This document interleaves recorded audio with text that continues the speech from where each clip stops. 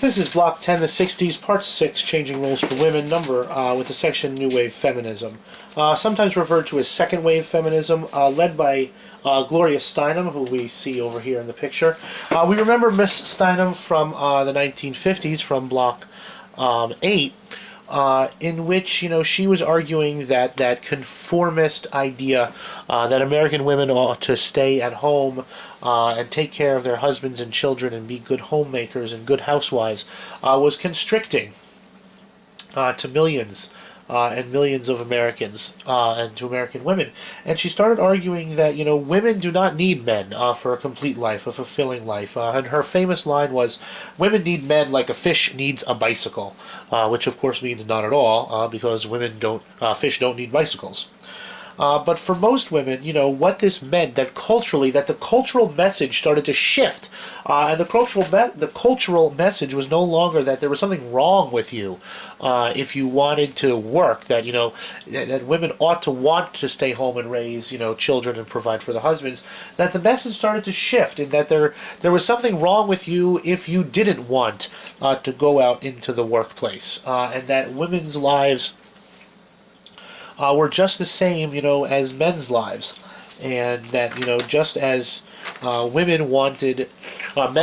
successful careers, women obviously wanted the same things. That's New Wave Feminism, beyond Gloria Steinem, started arguing that there were in fact no differences, and this is where the radicalism starts to come in. All of these groups that we see in the 1960s developed their radical followers, started to argue that there was no difference at all between men and women, that gender was what they called a social construct, that there was not behavior that was explicitly female behavior, and there was not behavior that was explicitly male behavior. Obviously that there are biological differences between the sexes, but behavior differences and cultural differences were simply created by culture, and if you change the culture, you could change the differences.